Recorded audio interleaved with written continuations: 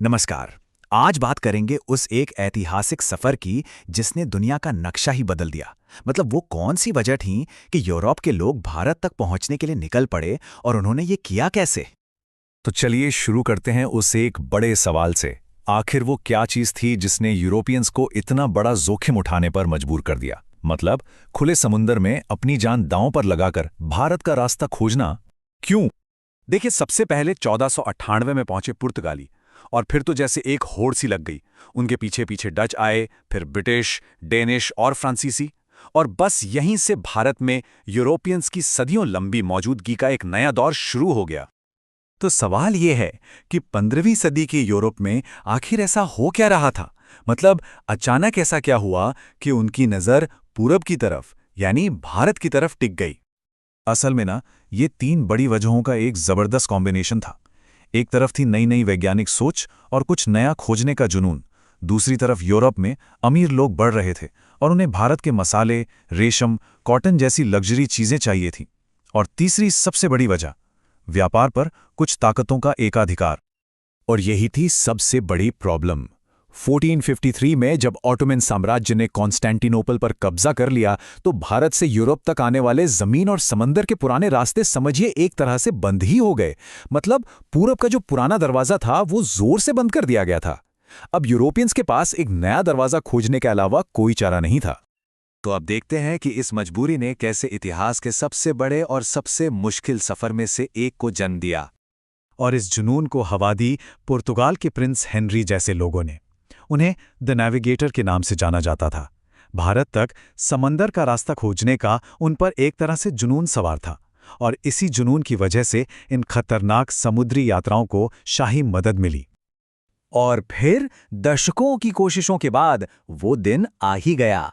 1498 में Vasco D gamma नाम का एक पुर्तगाली खोजकर्ता अटलांटिक और हिंद महासागर को पार करता हुआ आखिरकार भारत के मालाबार तट पर कालीकट के पास पहुंच ही गया। अब कहानी का सबसे दिलचस्प मोड़ आता है। भारत पहुंच तो गए, लेकिन वहां पहुंचते ही हुआ क्या? चलिए देखते हैं। वहां पहुंचने पर वास्को डी गामा का स्वागत वहां के स्थानीय शासक ज़मोरिन ने किया। कोई दुश्मनी नहीं, बल्कि एक तरह का वेलकम मिला। वो 3 महीने तक भारत में रहा और यहीं से शुरुआती रिश्ते बनने लगे। तो वो सिर्फ एक टूरिस्ट की तरह घूमकर नहीं चला गया। उसने बाकायदा कालीकट के ज़मोरिन के साथ डिप्लोमेटिक रिश्ते बनाए। पहले पुर्तगाली ट्रेडिंग स्टेशन खोली और कोचीन, कालीकट, कन्नानौर जैसी जगहों पर अपनी पकड़ बनानी शुरू कर दी। मतलब एक तरह से पुर्तगाली व्यापार की नींव रख दी। लेकिन इस पूरी यात्रा का असली मतलब, इसका असली असर तो तब पता चला जब वास्को डी गामा 1499 में वापस पुर्तगाल पहुंचा और उसके जहाज़ों से सामान उतरना शुरू हुआ। पता उसके जहाज़ों में जो माल था उसकी कीमत इस पूरे सफ़र पर आए खर्च से 60 गुना ज़्यादा थी। 60 टाइम्स। बस इसी एक बात ने सब कुछ बदल दिया। ये साफ हो गया कि समुद्री रास्ता सिर्फ मुमकिन ही नहीं, बल्कि इसमें तो ज़बरदस्त बेहिसाब मुनाफा है। और बस इतने बड़े मुनाफे को देखकर पुर्तगाल का इरादा बदल गया। अब मिशन सिर्फ व्यापार करना नहीं था, अब मिशन था एक साम्राज्य खड़ा करना। इसी मकसद से उन्होंने अपने पहले गवर्नर फ्रांसिस्को डी अल्मेडा को भेजा और उसे एक सीधा साफ काम दिया गया था।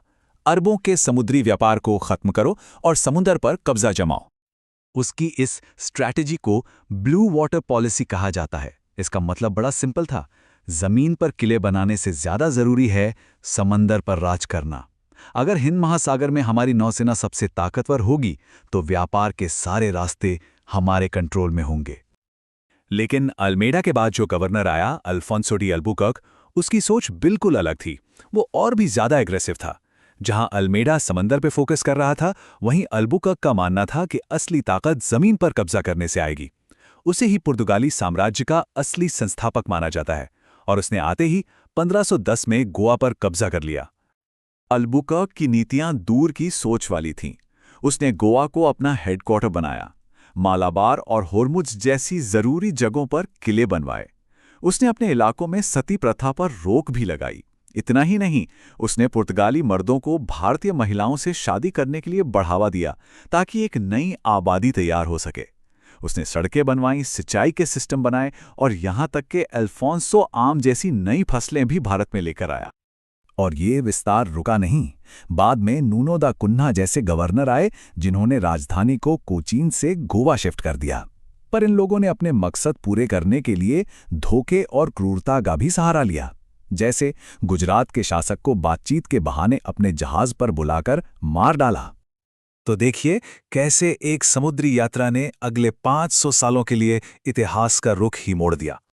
ये बात बहुत कमाल की है कि पुर्तगाली ही वो पहली यूरोपीय ताकत थे जो 1498 में भारत आए, और 1961 में गोवा की आज़ादी के बाद वो जाने वाले भी सबसे आखिरी थे।